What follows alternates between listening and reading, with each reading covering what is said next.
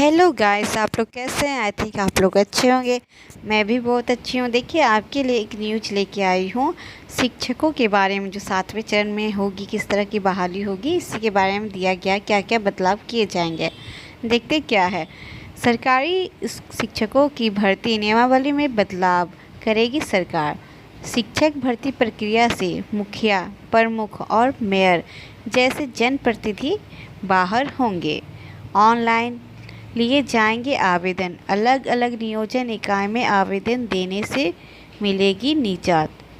जी हाँ दोस्तों, जो छठे चरण हुआ था वहाँ पे सभी को अपने ये दूसरे दूसरे ज़िले में जाकर प्रखंड वाइज भरना था।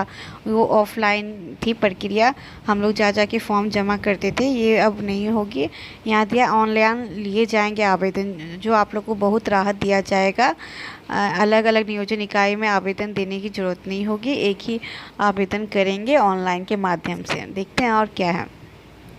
बिहार में शिक्षक नियोजन की नियमावली बदलेगी। आवेदन लेने और चयन दोनों ही प्रक्रिया में बदलाव होंगे। अब चयन प्रक्रिया में स्थानीय जनप्रतिनिधि, निधियों, मुखिया, प्रमुख, जिला परिषद अध्यक्ष, मेयर, मुख्य परिषद आदि की कोई भूमिका नहीं होगी। शिक्षा विभाग अब शिक्षक भर्ती बोर्ड के माध्यम से शिक्षकों की बहाली के प्रस्ताव को अंतिम रूप दे रहा है। इसके तहत आवेदन भी अब हर नियोजन इकाई में देने की बजाय सेंट्रलाइज व्यवस्था हो जाएगी। देखिए आपके लिए कितना अच्छा सरकार ने व्यवस्था किया। हम लोग जो छठे चरण में बहाली हुई थी वहाँ पे तो जा के हालत ख़राब हो जाती थी, कभी छुट्टी लेके जाना पड़ता था, बहुत परेशानी होती थी जा के फॉर्म अप्लाई करने में। देखते हैं, और आप लोग के लिए तो सरकार ने अच्छी व्यवस्था की है, ऑनलाइन के माध्यम से कर दिया। आप लोग को अब ये परेशानी नहीं होगी। छठे चरण की सरकार परेशानी देखते हुए ये कदम उठाई है, जो आप लोगों के लिए काफ़ी लाभदायक होगी। सबसे बड़ी बात यह है कि इन बदलावों को शिक्षा विभाग हाई स्कूल से जल्द ही शुरू होने वाले 7वें चरण की शिक्षक बहाली से ही लागू करने की तैयारी कर रहा है। इसके लिए सबसे पहले उच्च व उच्चतर माध्यमिक शिक्षक बहाली नियमावली 2020 में संशोधन किया जाएगा। वर्तमान में अलग अलग नियोजन इकाइयों के माध्यम से मेधा सूची और चयन की प्रक्रिया पूरी की जाती है। इससे कई बार योग्य अभ्यर्थी भी चयन से वंचित रह जाते हैं और सीटें खाली रह जाती है। देखिए, सीट ना खाली होने के लिए ये सब कदम उठाया जा रहा है। देखते हैं ये दो बड़े बदलाव। उद्देश्य भर्ती प्रक्रिया में पारदर्शिता लाने के लिए। देखिए ये बदलाव जो किया जा रहा है उसका क्या उद्देश्य है? यही कि उद्देश्य ये है कि भर्ती प्रक्रिया में पारदर्शिता लाने के लिए, जो कि फर्जी है उसमें नहीं ये उनका हो पाए जॉब, इसी के लिए किया जा रहा है, और सीटें खाली ना हो। देखते हैं क्या है। ये नियोजनकर्ता पंचायती राज और नगर निकाय ही होंगे, लेकिन मुखिया, प्रमुख, जिला परिषद अध्यक्ष, नगर परिषद अध्यक्ष जैसे निर्वाचित जनप्रतिनिधि भर्ती प्रक्रिया से अलग हो जाएंगे। लाभ क्या है? देखिए, आरोप लगते आ रहे हैं कि जनप्रतिनिधियों के द्वारा बहाली में पारदर्शिता नहीं बरती जाती है। गड़बड़ी के आरोप भी लगाते रहे हैं। प्रस्तावित बदलाव में इनसे सुधार संभव है। जी हाँ दोस्तों, जो मुखिया लोग होते हैं बहुत फर्जीवाड़ा करते हैं। छठे चरण में भी ऐसे बहुत सारे न्यूज आ रहे थे, तो इसीलिए सरकार इन लोगों को हटा दिया गया है। ये बहाली में सम्मिलित नहीं होंगे। ये देखते हैं दो में क्या दिया। अभ्यर्थियों को अलग अलग नियोजन इकाइयों के बदले एक ही आवेदन करना होगा, यह भी ऑनलाइन। यह आप लोगों के लिए बहुत अच्छी बात है। आप लोगों को एक ही बार अप्लाई करना होगा, वो भी ऑनलाइन, जाके नहीं करना होगा, ये ऑफलाइन नहीं है।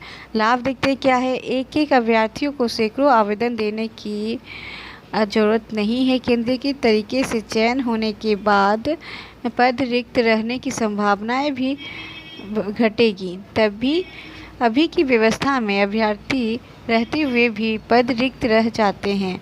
हाल में ही 90762 प्राथमिक शिक्षक के पद में 48,000 से अधिक रिक्त रह गए हैं।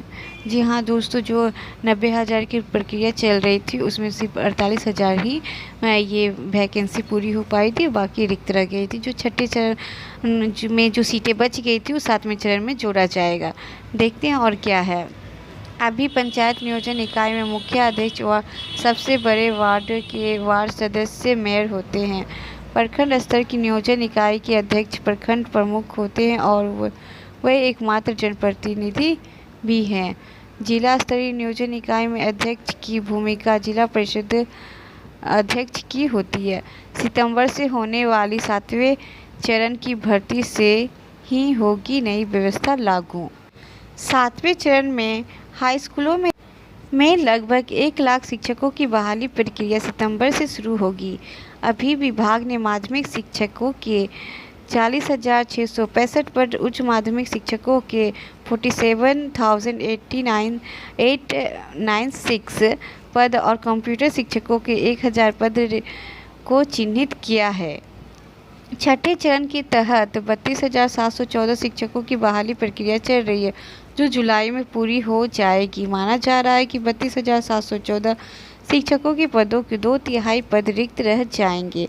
छठे चरण में जो पद रिक्त रह जाएंगे उसे 7वें चरण में शामिल कर दिया जाएगा।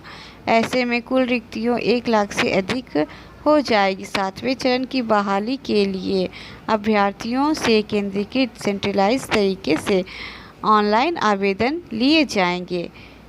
किस नियोजन इकाई में शिक्षक बनना चाहते हैं, इसका ऑप्शन मांगा जाएगा। उच्च माध्यमिक के 50% सीट प्रोन्नति से भरे जाएंगे।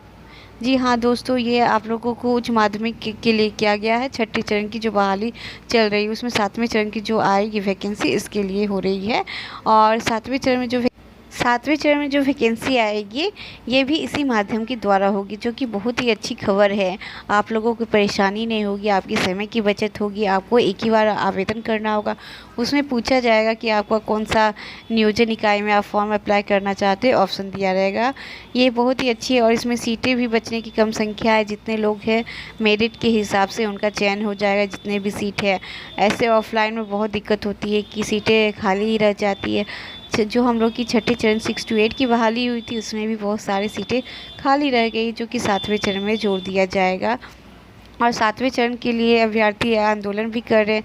देखते हैं उनके आंदोलन क्या रंग लाते हैं और कब सरकार की नींद खुलती है और सरकार कब इनके लिए कदम उठाती है और कब ये दिया जाएगा नोटिफिकेशन। ऐसे तो बात की जा रही है कि सितंबर में होगा, देखते हैं आगे क्या होती है। इसी तरह मेरे यूट्यूब चैनल को लाइक शेयर सब्सक्राइब करना ना भूलें। इसी तरह अपडेट पाने के लिए मेरे यूट्यूब चैनल को विजिट करते रहे। Thank you.